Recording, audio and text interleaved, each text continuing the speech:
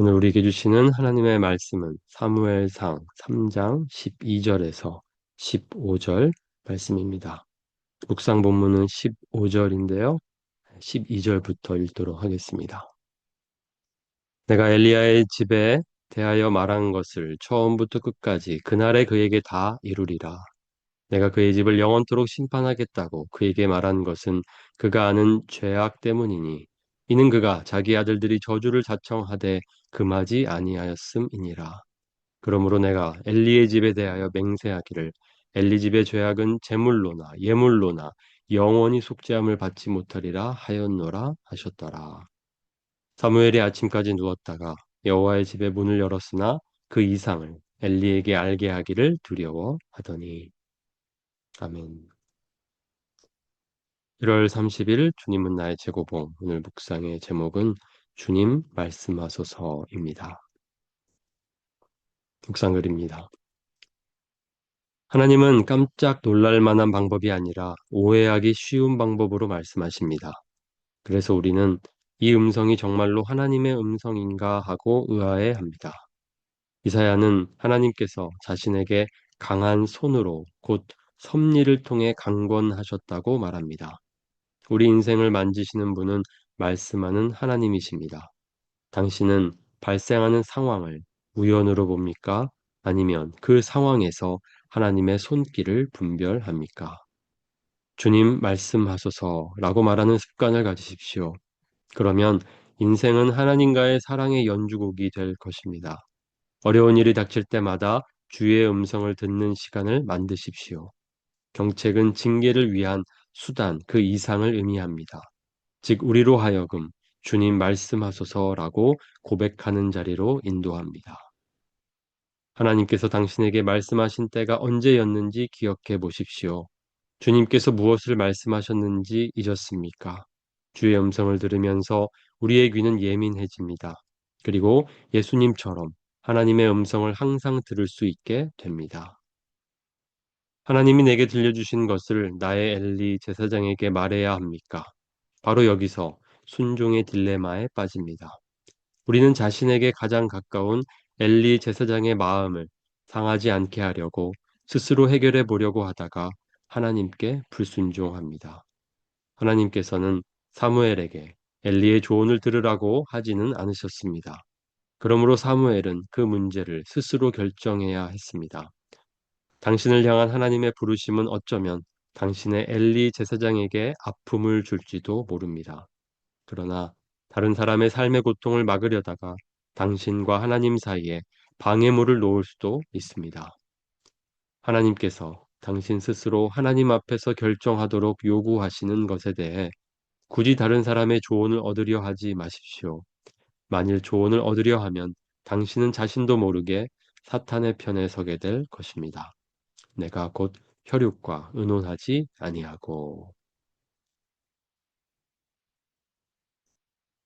오늘 묵상의 원 제목, 영어 제목은 The Dilemma of Obedience, 순종의 딜레마입니다. 아, 원 제목은 오늘 묵상의 후반부의 주제이고요. 그리고 한글 번역 주님 말씀하소서의 메시지는 전반부의 묵상이라고 볼 수 있습니다. 아, 듣는 과정, 그리고 순종하는 과정을 보여주고 있습니다. 그래서 15절 말씀에서는 사무엘이 말씀을 듣고 그 다음에 이것을 어떻게 순종해야 하는지, 어떻게 반응해야 되는지 이렇게 주저하는 모습을 볼 수 있습니다. 두 가지로 나누어서 보겠습니다. 첫 번째, 사무엘은 어떻게 하나님의 음성을 들었는가? 두 번째, 사무엘은 어떻게 하나님의 음성에 반응했는가? 첫 번째, 어떻게 들었습니까? 우리도 그 하나님의 음성을 분별하고 싶어 합니다. 어떻게 들을 수 있는지 오늘 사무엘을 보면 처음에 사무엘은 하나님의 음성인 줄 알지 못했습니다. 세 번이나 하나님께서 부르셨지만 그는 그것이 엘리 제사장이 부르는 소리인 줄 알았습니다.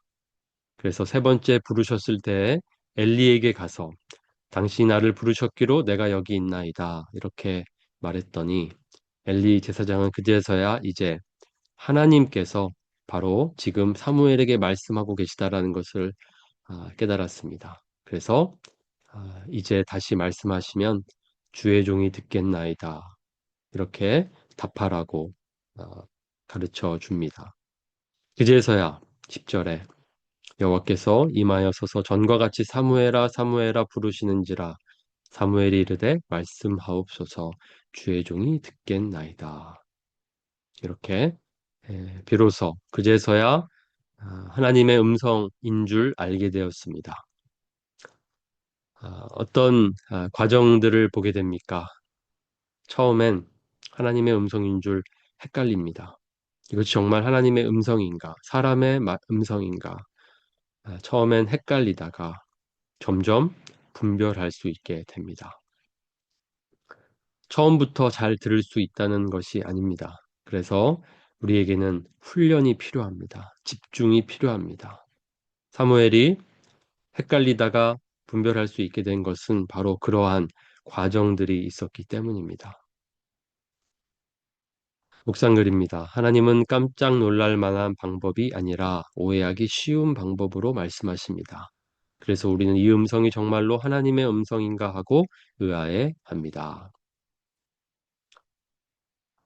하나님께서 우리에게 말씀하실 때에는 음성으로 말씀하실 수도 있지만 사실은 그렇게 직접적인 음성으로 하나님의 음성을 우리가 듣기는 어렵고 또 드물다고 생각합니다. 오히려 하나님의 방법은 상황이라고 볼 수 있습니다. 우리 주위에 일어나는 상황들을 통해서 하나님은 우리에게 말을 거십니다. 우리에게 말씀하십니다. 그래서 아, 우리 인생을 만지시는 분은 말씀하는 하나님이십니다. 당신은 발생하는 상황을 우연으로 봅니까? 아니면 그 상황에서 하나님의 손길을 분별합니까? 우리에게는 이러한 집중이 필요합니다. 우리의 상황을 통해 하나님은 오늘 나에게 무엇을 말씀하시는가? 그것이 우리의 습관이 되어야 합니다. 주님 말씀하소서. 그것이 우리의 훈련이 되어야 하고 그것이 습관이 되어서 모든 상황을 통해 말씀하시는 그 하나님의 음성을 분별할 줄 알아야 합니다. 어려운 일이 닥칠 때마다 주의 음성을 듣는 시간을 만드십시오.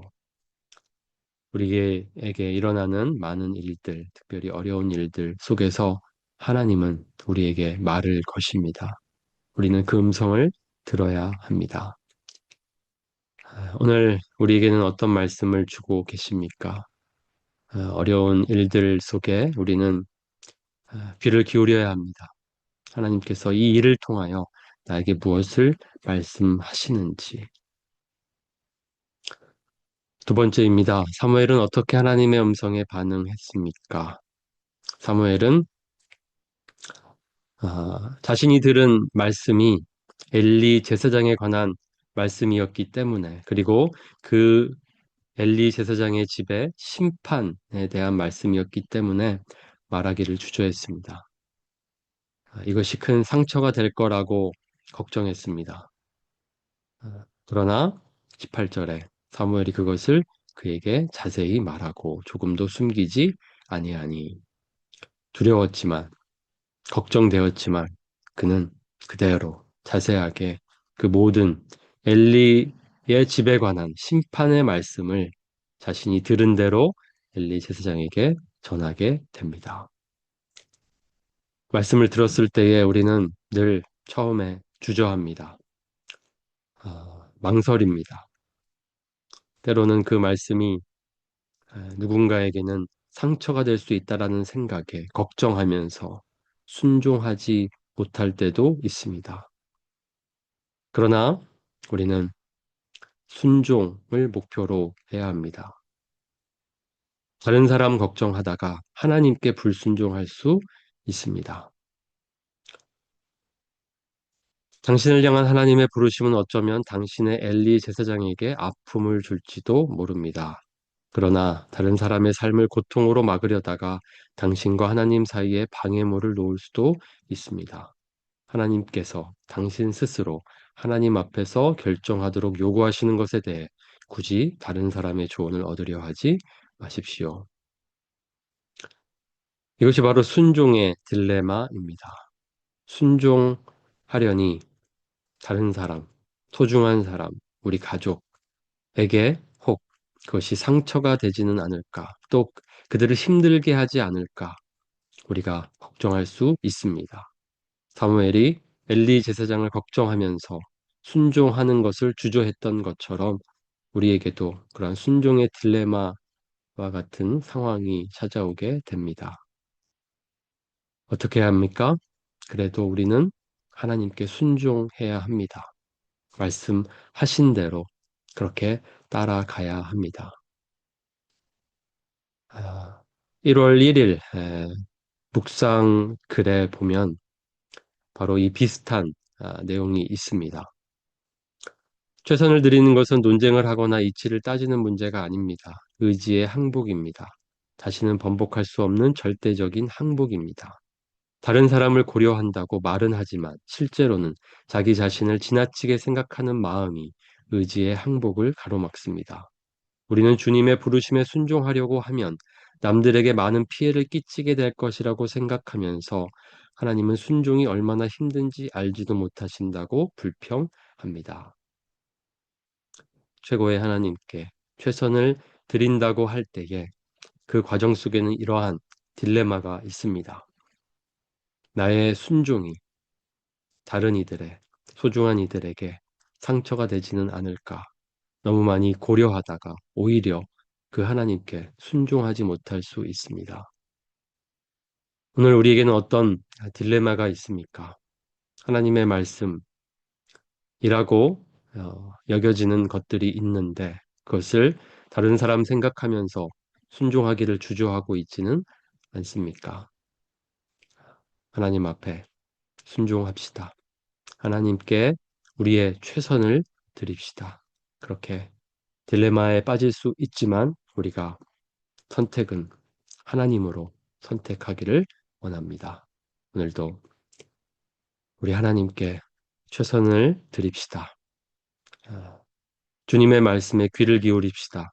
늘 깨어서 내게 말씀하시옵소서라고 우리 주님의 음성에 집중하고 또 들었을 때에 순종하며 살아갑시다. 그렇게 살아가는 저와 여러분이 되기를 원합니다.